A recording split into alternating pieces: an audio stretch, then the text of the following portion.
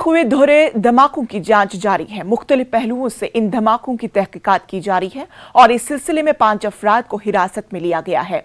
Jammu Kashmir police ने 5 अफराद को पूछताछ के लिए हिरासत में लिया है। ख्याल रहे कि उधमपुर में 2 खाली बसों में हुए धमाकों में 2 अफराद जख्मी हुए थे।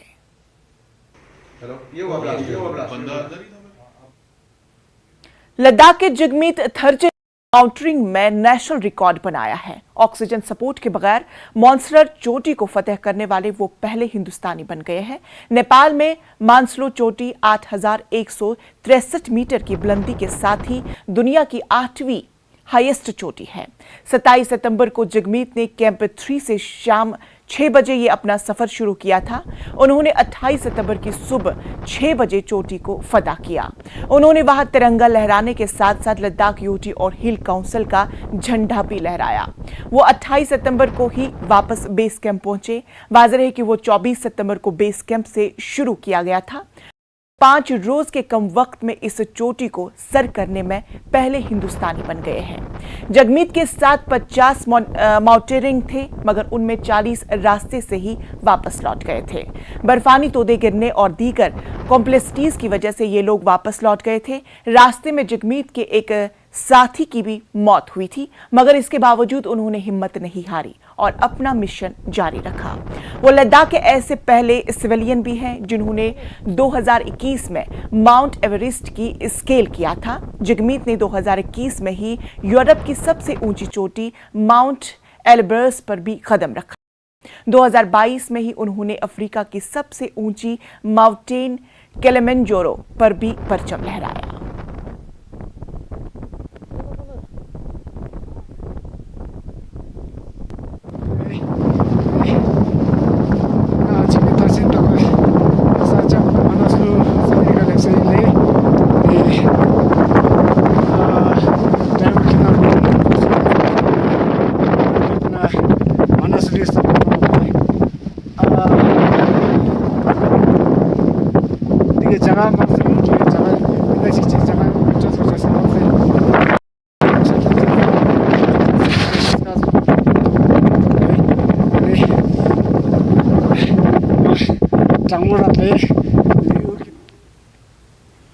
लद्दाख ज़ंस्कार फेस्टिवल 2022 जारी है और इस फेस्टिवल के दौरान कई कल्चरल प्रोग्राम पेश किए जा रहे हैं। लद्दाख और हिमाचल प्रदेश के पार्टिसिपेंट्स इस फेस्टिवल और कल्चरल प्रोग्राम्स का हिस्सा है। करगिल के डीसी, सीईसी करगिल और कई दीगर डिग्निटरीज फेस्टिवल के इनॉग्रेशन के मौके पर मौजूद थे। हिमाचल प्रदेश के कई कल्चरल ग्रुप्स ने भी प्रोग्राम पेश किए। कई देहात और डिपार्टमेंट्स ने स्टॉल लगाए। हॉक और हॉर्स साथ साथ ट्रेडिशनल आर्चरी भी फेस्टिवल का हिस्सा रहे। पार्टिसिपेंट्स ने इस तरह के फेस्टिवल को काफी अहम बताया और कहा कि इससे लोग नजदीक आते हैं।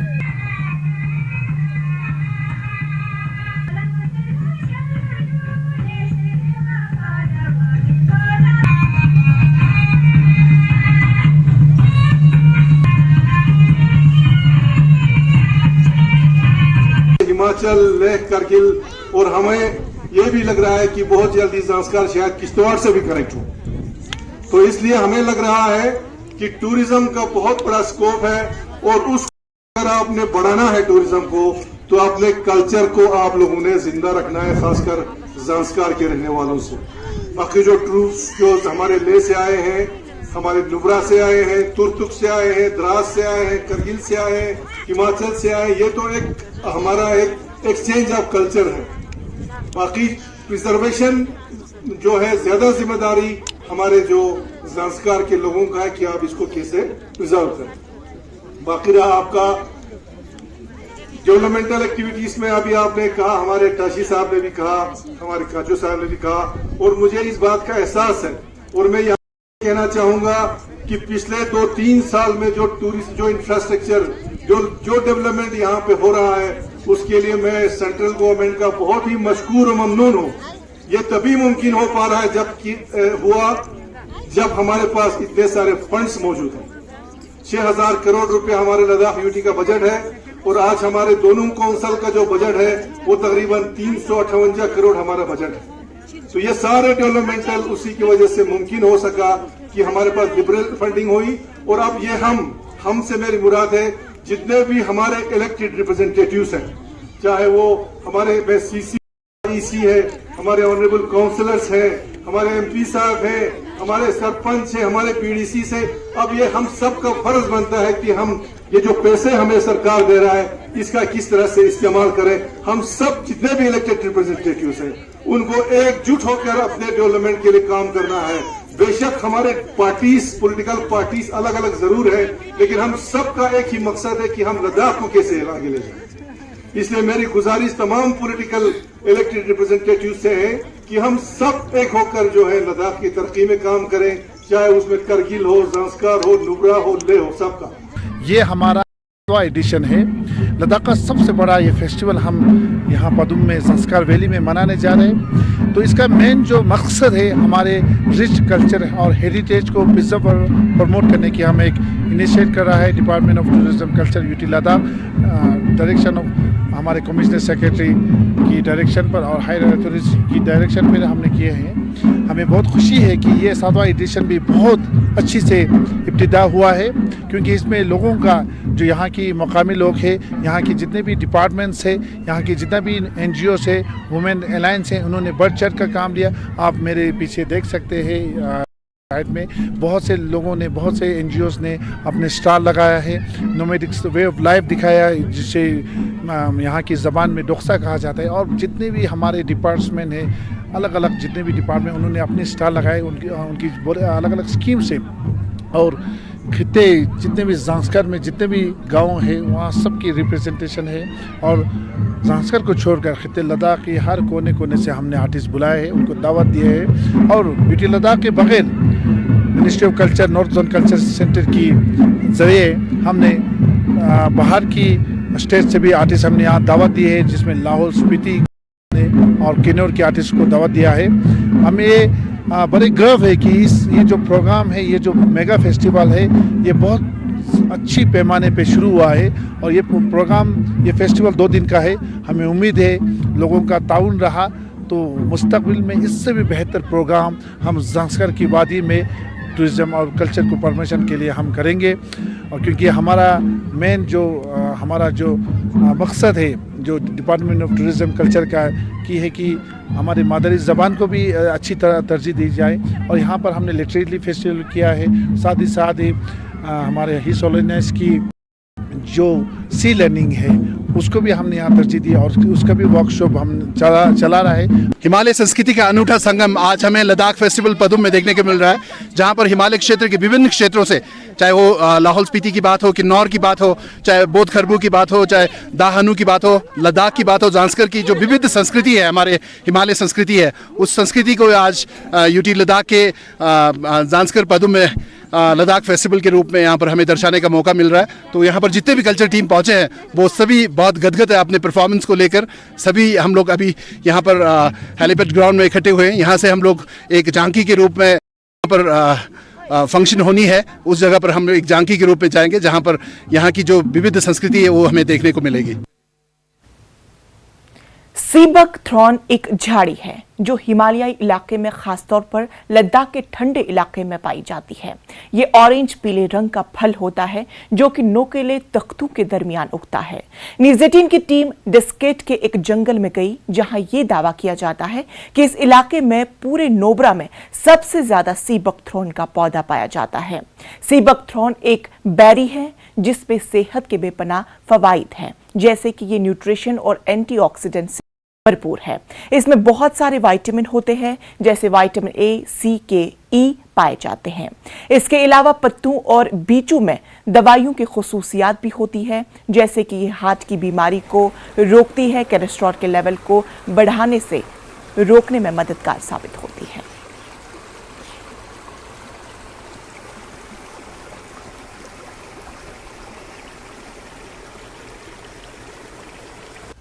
आज न्यूज़ 18 लद्दाख आपको बताएंगे एक ऐसी जंगली फल के बारे में जो उगते तो है नोकीले कांटों पे, पर इसके बहुत सारे फायदे हैं। इस को सीबक थ्रॉन कहा जाता है और लोकल लैंग्वेज में इसे छेस्ता लुलू के नाम से जाना जाता है। इसके कई सारे गुण हैं, जैसे ये एक एंटीऑक्सीडेंट की तरह काम करता है और मेडिसिन में इसका इस्तेमाल भी होता है। और ले बेरी के नाम से यहाँ पे एक जूस भी बनता है जिसे यहाँ के लोग और ख़ासकर बाहर के लोग बहुत ही ज़्यादा पसंद करते हैं। तो जैसे कि आप देख सकते हैं ये पूरा जगह और दूर तक जहाँ तक आपको दिख रहा है इससे भी मीलों दूर तक सी बकथॉर्न के पौधे ही लगे हुए हैं। हम आपको दिखा तो नहीं पा रहे हैं मगर ये पूरा जंगल दूर तक सी बकथॉर्न के पौधों से ही भरा हुआ है। इसीलिए पूरे नुब्रा में सबसे ज़्यादा जो सी बकथॉर्न के पौधे पाए जाते हैं इसी जगह पे पाए जाते हैं। जैसे कि आपको मालूम होगा 2019 में हमारे प्रिय प्रधानमंत्री नरेंद्र मोदी जी ने सी बकथॉर्न और उसके फ़ायदों का नेशनल टीवी पर जिक्र भी किया था और इसके फ़ायदों के बारे में और जानकारी के लिए आप ऑनलाइन प्लेटफॉर्म का भी यूज़ करें और ऐसी तमाम खबरों के लिए बने रहिए दिस्कित से हसीना बानो के साथ न्यूज़ 18 जम्मू कश्मीर लद्दाख। तो नाजरीन वक्त हुआ एक छोटे से वक्फे का, बने रहे न्यूज़ 18 के साथ। This is News 18 Network. You are watching News 18 Jammu, Kashmir, Ladakh, Himachal.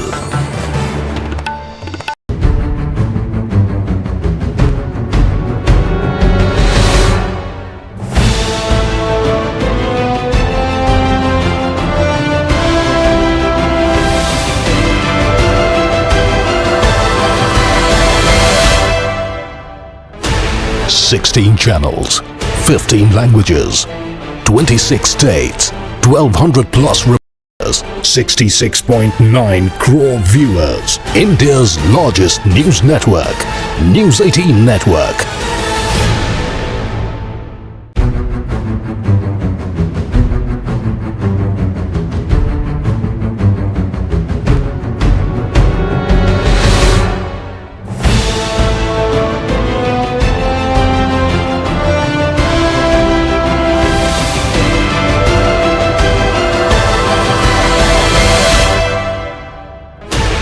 Sixteen channels, 15 languages, 26 states, 1200 plus reporters, 66.9 crore viewers. India's largest news network, News 18 Network.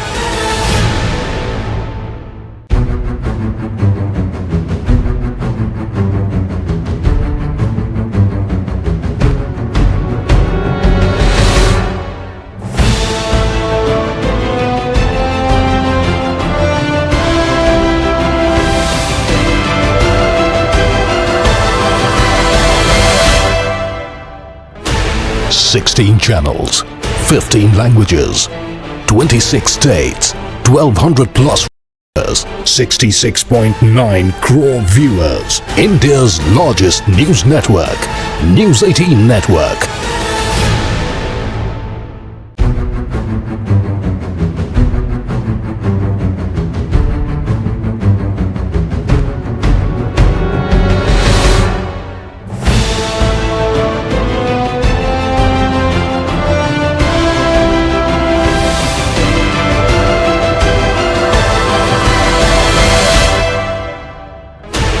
Sixteen channels, 15 languages, 26 states, 1200 plus reporters, 66.9 crore viewers. India's largest news network, News 18 Network.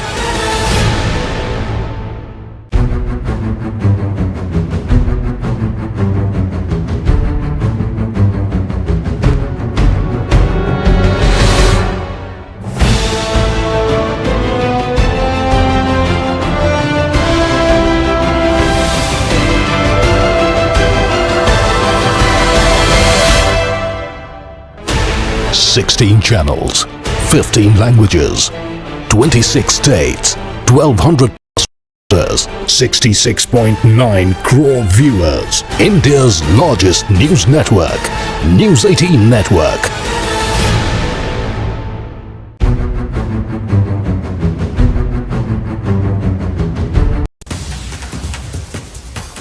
तो नाज़रीन आपको बता दें कि श्रीनगर की आवाम के लिए बेहद खुशाइन खबर। श्रीनगर में दहाइयों बाद सिनेमा घरों में लौटी रौनक। आज से होगा रेगुलर शोज का आगाज। श्रीनगर के मल्टीप्लेक्स में होगा आगाज। फिल्म शायकीन में खुशी की लहर। बड़ी खबर फिल्म शायकीन के लिए आज से रेगुलर शोज का आगाज होगा। सिनेमा दहाइयों के बाद इस तरह का इकदाम, आज से शुरू होगा रेगुलर शोज का आगाज। श्रीनगर के मल्टीप्लेक्स में होगा आगाज। इस पूरे मामले पर हमारे साथ श्रीनगर से हमारे नुमाइंदे परवेज भट्ट हमारे साथ जुड़ चुके हैं। परवेज भट्ट, आज से फिल्म शायकीन के लिए बेहद खुशी की बात है, आज से शुरू होगा, किस तरह का वहां का माहौल?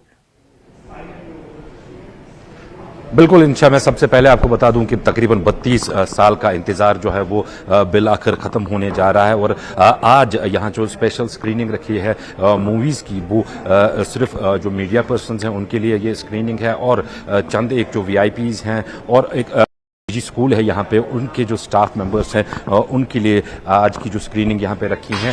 तकरीबन 3 शोज बता रहे हैं आज यहाँ पे रहेंगे, जिसमें ऋतिक रोशन और सैफ अली खान की मूवी विक्रम बेड़ा जो कि हाल ही में रिलीज हुई है, उसका प्रीमियर आज यहाँ पे कराया जा रहा है और साथ में जो बाकी मूवीज हैं उनको तकरीबन बताया जा रहा है ऑफिशियल्स के हवाले से कि तकरीबन 6 शोज जो है वो यहाँ पे कल से लगातार दिखाए जाएंगे और कल जो है इस थिएटर को जनरल पब्लिक, इस अपनी नवीयत के पहले मल्टीप्लेक्स को जनरल पब्लिक के लिए खोल दिया जाएगा और जो टिकटिंग वगैरह की हैं वो इस बारी बहुत ही एक तरतीब के साथ रखी गई हैं।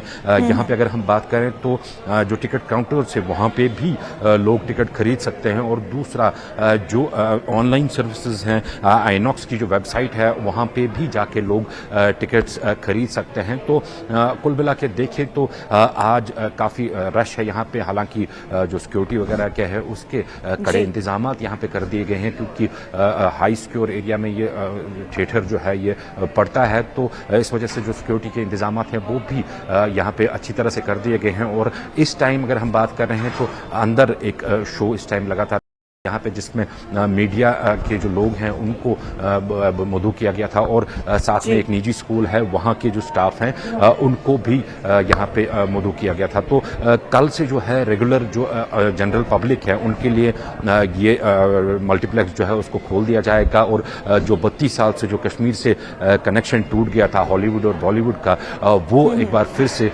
रिवाइव होने जा रहा है। यहाँ पे हमारे साथ सरूश है, हमारे नुमाइंदे जो बॉलीवुड से भी काफी जुड़े रहे हैं, इनसे भी थोड़ा बात करेंगे। सुरूश, आपने यहाँ ऑफिशियल से भी बात की, किस तरह से सिस्टम रहेगा मूवीज वगैरह का? देखिए परवेज साहब, जो यहाँ सबसे हाईली इक्विप्ड टेक्नोलॉजी का इस्तेमाल हुआ है, अभी यहाँ पे ऑलमोस्ट लाइक इनिशियली बाकी आइनॉक्स में डॉल्बी साउंड हुआ करता था, यहाँ पे डॉल्बी एटमॉस है।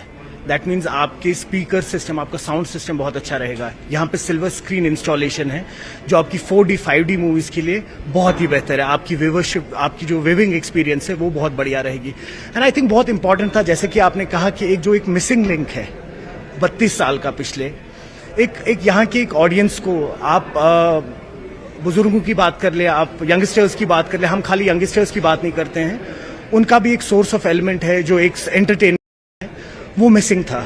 तो साइकोलॉजिकली जो यहाँ पे ट्रॉमेटाइजेशन हुए, आई थिंक उसके लिए बहुत इंपॉर्टेंट है, उनको एक वेंट मिलेगा और एक जो एक कल्चरल डाइवर्सिफिकेशन होती है जिससे आप काफी परे हैं, काफी दूर है मेनी रीजंस की वजह से, वो आपको उस स्क्रीन्स पे देखने को मिलेगी through these films. So That's what I believe. पुरुष, यहाँ पे एक बात मैं आपसे जानना चाहूँगा, आपको शायद याद नहीं होगा, काफ़ी पुरानी बात है, 32 साल पहले की बात है, तो टिकट्स जब बिकती थी किसी नई मूवी की तो कतारों में लोग खड़े हो जाते थे और ब्लैक में भी टिकटें बिक जाती थी। लेकिन अब जब यहाँ 32 साल के बाद अब सिनेमा शुरू हो रहा है, ऑनलाइन टिकटिंग का सिस्टम इन्होंने रखा है, थोड़ा बहुत उसके हवाले से बताइए, वो आम लोगों के लिए कैसी फैसिलिटी है? देखिए, आज बुक माई शो एक पोर्टल है जिस पे आपको हर शो की टिकट्स अवेलेबल मिलेंगी। आइनॉक्स का अपना पोर्टल है जिस पे आपको यहाँ की जो भी आने वाली पिक्चर्स होंगी, टिकट्स उस पे अवेलेबल रहेंगी। और देखा जाए तो एक बहुत ही अच्छा एलिमेंट है, बहुत ही अच्छा एलिमेंट इसलिए है कि वो पायरेसी खत्म करने के लिए एक बहुत ही अच्छा एक जरिया बनाया गया है।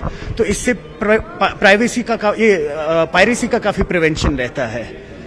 तो एक सिनेमा रिवाइवल के हिसाब से कैसे आप देखते हैं इसको, क्योंकि हमने देखा है ये शूटिंग का हब माना जाता था कश्मीर, जितनी 60s में 70s में मूवीज हुआ करती थी, उनका शूट मोस्टली यहाँ पे होता है। क्या आपको लगता है कि जो वो दौर था, एरा था, गोल्डन एरा बॉलीवुड का, यहाँ पे वो एक बार फिर से लौट के आ सकता है? नहीं, बिल्कुल बिल्कुल, और ज़रूरी भी है। आई थिंक वो दौर यहाँ वापस आना चाहिए। देखिए, सिनेमा यहाँ पे खुलना सिर्फ एक सिनेमा नहीं खुला है, यहाँ पे लोगों की उम्मीद खुली हुई है।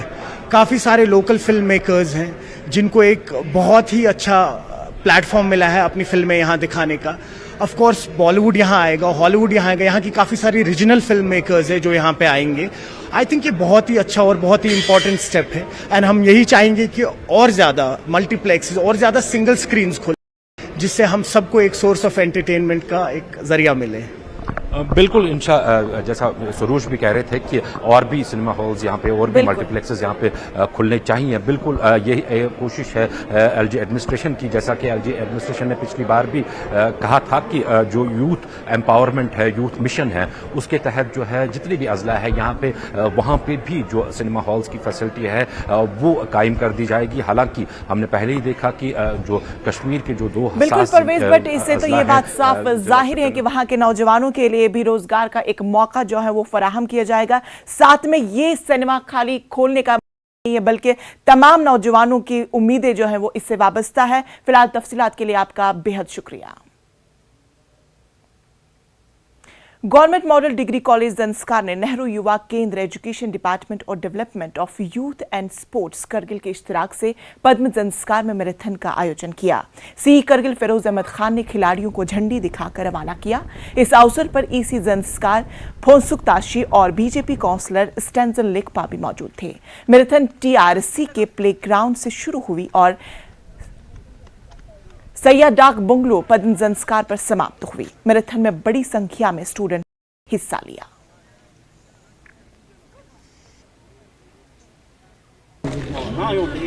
मा हिपोसर ते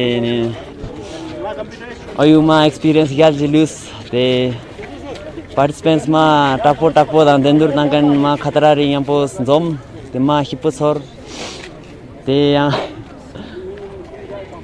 तो आप अपने बराबर के युवा हो या अपने दोस्तों को जो जिनको इस साल के मैराथन में पार्टिसिपेंट करने का मौका नहीं मिला, तो उनको आप अपने ओर से क्या मैसेज देना चाहोगे कि अगले साल के मैराथन में ज़्यादा से ज़्यादा ज़ंस्कार के बच्चे जो है इसमें पार्टिसिपेट करें? तेंगे सांगमाला एनियंग ठू चिंते योंकन सांगमाला जेना खोंग माना तरुण प्रैक्टिस जोन जिसमा खाकचेन छरुक जेना प्रैक्टिस में ना माना हमोतन चिदुक तेनी रंग डाइट पोला माना याला पोर्से से कोशिश तेनी तुशे मास्किट पोचरले ज़ंस्कार जो मैराथन खाकुर लेंदे ते युथ से खाकुर लेंजे मा खाकचेन चिदुकले ते nga fast ले ते युथ से yang ठू पागुनला खाकुचे मा खाकचेन चिदुकले तेने नॉर्मल तेने दासा निरंग तेने ऑर्गेनाइजर पोलंग ती गवर्नमेंट डिग्री कॉलेज ना तेने नेहरू युवा केंद्र तेना चुकला एजुकेशन डिपार्टमेंट ना तेने department of youth and sports Kargil तेने खोंबी मैराथन ऑर्गेनाइज जतनो तेने निरंग तेने तुचे छेचुला यानी ई चोक्स मैराथन के ना इ छिनचे तेने कजुक्षी इस आई गेस पतेने कजुक्षी का ऑर्गेनाइज चोगस तेने ते थोका निरंग तुचे छेचुला तेने खोंबा चिजुला नांगमुने yang sang gyala ji chache no zer dole te zuk yut pat sangman lang ning tang par ne thuje che jun juli मैं अपनी स्टेमिना को बढ़ाने का था, क्योंकि मैंने सुना था कि ज़ंस्कार में ऑक्सीजन का कमी होता है, इसलिए मैं ज़ंस्कार आया था सर दौड़ने के लिए। मुझे ना फर्स्ट पोजीशन, ना सेकंड, ना थर्ड, ना फोर्थ, या कोई 100। तो नाज़रीन, लद्दाख की खबरों में फिलहाल इतना ही। मुझे दीजिए इजाजत। आदाब।